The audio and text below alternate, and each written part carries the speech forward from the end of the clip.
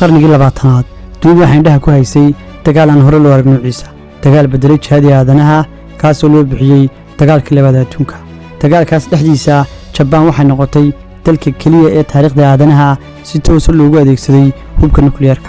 magaalooyin dhan ayaa daqiiqada gudahood isu bedelay dambas kumanaan qofna hal ilbiriqsi ayay ku waayeen noloshooda haddaba su'aasha isweydiinta mudani waxay tahay sidee dal sidaas oo dhan loo burburiyey maanta u noqday ugu dunida ka yaabisay sidee rajo uga dhalatay meel aanay suuragal ka ahayn wax rajo ah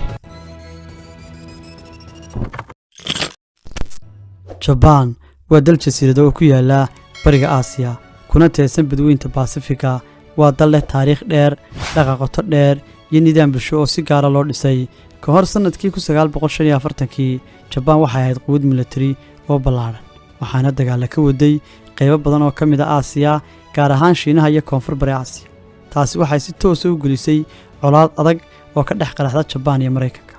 markii dagaalku si daba dheeraaday Mareykanku wuxuu doonayay in Jabbaan si degdeg ah isu dhiibto bishii Juulaay 1945kii dalalkii xulafada la ahaa waxay Jabbaan u direen digniin rasmi ah oo loo yaqaanay Potsdam Declaration taasoo lagu dalbanayay in Jabbaan isu dhiibto si bilaa shuruud ah Jabbaan way diiday digniintaas taasoo si adkaysay xaaladda Mareykanku wuxuu ka cabsi qabay in haddii ciidamo lagu galo Jabbaan khasaaraha askarta iyo shacabku ay noqdaan mid aad u ballaaran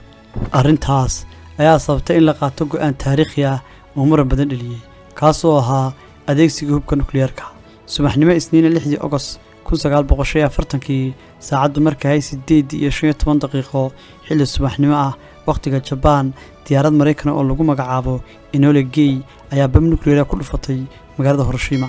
ilbiriqsi gudahood iftiin aad u daran ayaa qabsay cirka kuleel aad u sareeyana wuxuu baabiyay dhammaan dad iyo duunyo wax kasta oo ku jiray gudaha Hiroshima magaaladu waxay isu bedeshay dambas qiyaastii 70,000 ilaa 80,000 oo qof ayaa isla maalinta ku dhintay halka 10,000 oo kalena ay maalmo iyo bilo kadib u dhinteen dhaawacyo iyo shucaaca nukliyeerka inkasta oo masiibadaasi dhacday Jabbaan weli si rasmi ah uma dhiibin 3 maalmood kadib iyadoo xaaladdu si adkaanaysa isla markaana midowgii Soviet uu ku dhawaaqay dagaal ka dhan ah Jabbaan 8 August 1945kii Mareykanku wuxuu qaaday tallaabo labaad oo ka dhan ah Jabbaan 9 August 1945kii saacadu markay ahayd 11:02 xilli duhur ah waqtiga Jabbaan bam kale oo nukliyeer ah ayaa lagu dhuftay magaalada Nagasaki inkasta oo khasaaruhu ka yaraa kii Hiroshima sababtoo ah magaalada oo dhacday meel buuraley ah haddana magaalada kumanaan qof ayaa ku dhintay burbur ballaaran oo soo gaaray labada weerar ee Hiroshima iyo Nagasaki waxa u dhaxeeyay 3 maalmood oo kaliya balse waxay ahaayeen 3 maalmood oo bedelay taariikhda dunida kadib weerarkii Nagasaki Jabbaan waxay garowsatay in sii wadista dagaalka ay keeni doonto baabin dhameystiran sidaa darteed 15 August 1945kii Jabbaan waxay ku dhawaaqday isdhiibid rasmi ah dagaalkina halkaas ayuu ku soo gabagaboobay Jabbaan dagaal kadib waxay gashay xaalad burbur dhameystiran ah dhaqaalihii waa u dumay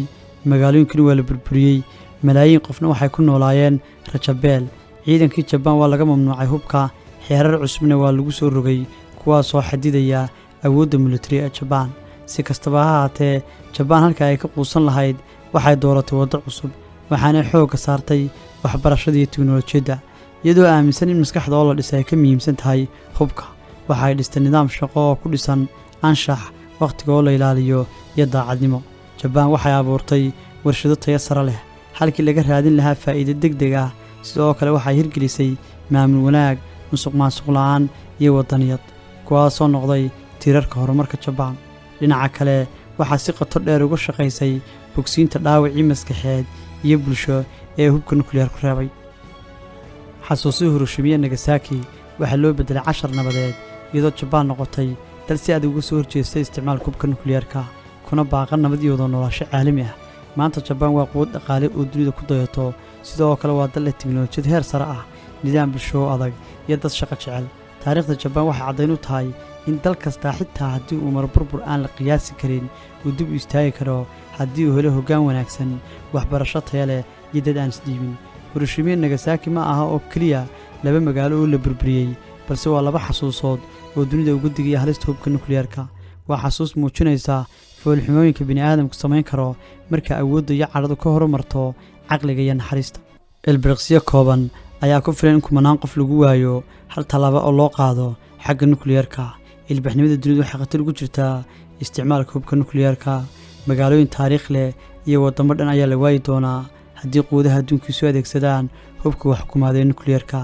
Hiroshima iyo Nagasaki waa tusaale cad oo weli ay ka muuqdaan raadadka bambaanooyinka nukliyeerka ee lagu garaacay. daawada hubka nukliyeerka ah haystaan quwadaha adduunku hadda ma ogtahay inuu ka khatar badan yahay kii 1940 lagu dhuftay dalka Jabaan. si kastaba ahaatee Jabaan waxay dooratay in xanuunkaas loo bedelo cashar nololeed halkii laga dhigi lahaa aargoosi. kadib burburkii soo gaaray dagaalkii labaad ee adduunka, Jabaan waxay qaaday dariiqa horumarka